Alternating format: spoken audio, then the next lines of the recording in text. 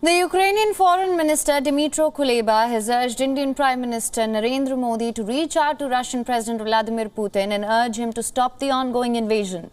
Kuleba pointed out the special relations between India and Russia.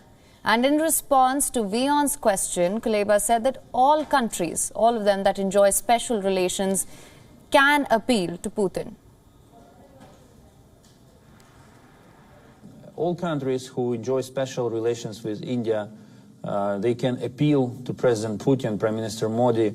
We call on him to continue reaching out to President Putin and explaining to him that this war is against the interests of all. The only person on the entire planet who is interested in this war is President Putin himself. The people of Russia are not interested in this war either. The Indian Prime Minister and Russian President have spoken to each other twice since Russia began the invasion in Ukraine. The first conversation was held on the 24th of February. Prime Minister Modi urged Russia to end violence, return to the path of diplomacy and negotiations. Safety of Indian nationals stuck in Ukraine remained a focal point of discussion. Prime Minister Modi also emphasized on the importance of honest and sincere dialogue. Kuleba pointed out that the invasion is impacting global agricultural market, including exports to India. India imports huge quantity of sunflower oil from Eastern European country. And for India, the biggest worry remains more than 500 Indian students were stranded in Sumy. And Kuleba said that Ukraine has arranged some trains to ensure the departure of foreign students. India launched Operation Ganga to evacuate its nationals who crossed over to countries like Poland, Slovakia, Hungary, Romania and Moldova. So far, over 20,000 Indians have left Ukraine. 63 flights brought home more than 13,000 Indian back. Now, meanwhile, Kuleba dismissed Russia's claims of Indians being held hostage in Ukraine. He accused Russia of trying to win sympathy of the leaders. India, too, has dismissed these claims by Russia.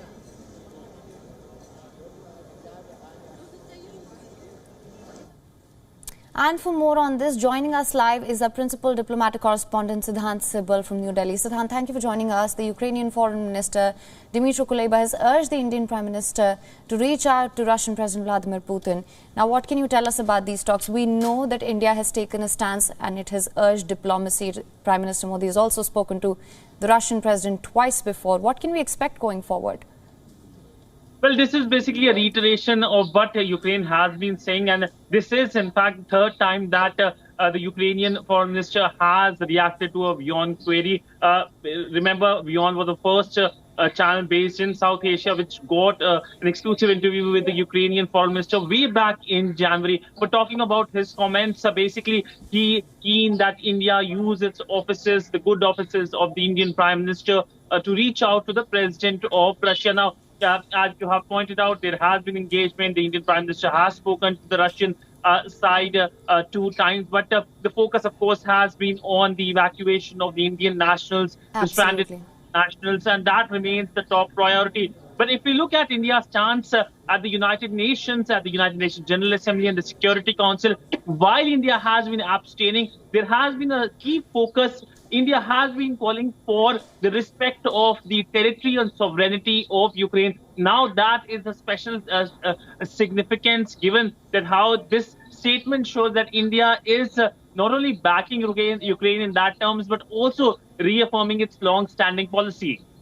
Absolutely. Now, also, let's just talk about the impact of this on India. We can see the ripple effect in Europe as well, but India imports huge quantity of sunflower oil from the Eastern European country. How do you assess the impact of this? Well, of course, there will be major impact on that. Every crisis creates a lot of problems, but also creates a lot of opportunity as well. Remember, because of this crisis, the demand for Indian wheat has grown globally. India is set to export large quantity of wheat this year because the Ukrainians can't export any agriculture product, something that the Ukrainian foreign minister has pointed out. But of course, sunflower oil is an issue, and of course, India is expected to soon scout for more international companies or countries who get the import of sunflower. India gets 20% of its sunflower from Russia, so that can be an opportunity for the Russian market.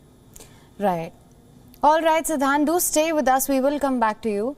Now, as you said, India is trying to ensure the safety of citizens stuck in Ukraine by speeding up the evacuations from different conflict zones in the country. A total of 13 flights are scheduled to land today, which is expected to carry around 2,500 Indian nationals. Now, in the early hours, a flight from Romania came with more than 180 citizens. It landed in India's financial capital, Mumbai, while a special flight from Slovakia touched down in Delhi carrying around 150 students. Now, the Indian government said that nearly 15 flights have landed in the last 24 hours with around 2,900 people on board. The government claims that more than 13,000 people have been evacuated so far. The Ukrainian region of Sumy is now under the main focus. The Indian embassy issued a statement which said that no stone will be left unturned to ensure the safety of Indian nationals in the region. The embassy added that all stranded Indian citizens have been evacuated in the city of Piasuchin, but constant shelling and lack of transportation has been a cause of concern here. The main focus is now on Sumy. This is a little in the northeast on the border with Russia.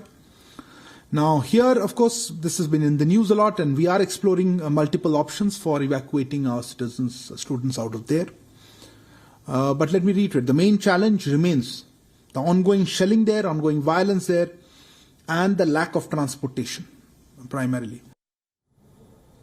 Indian Prime Minister Narendra Modi held a high-level meeting on the situation in Ukraine to review the progress in India's evacuation mission, Operation Ganga. Now, Foreign Minister Jaishankar, along with the Cabinet Minister Piyush Goyal, attended that meet as well. Coming back to you, Siddhant, India has stepped up its evacuation operations, Operation Ganga. Can you just bring us up to speed? A substantial number of Indians have left Ukraine.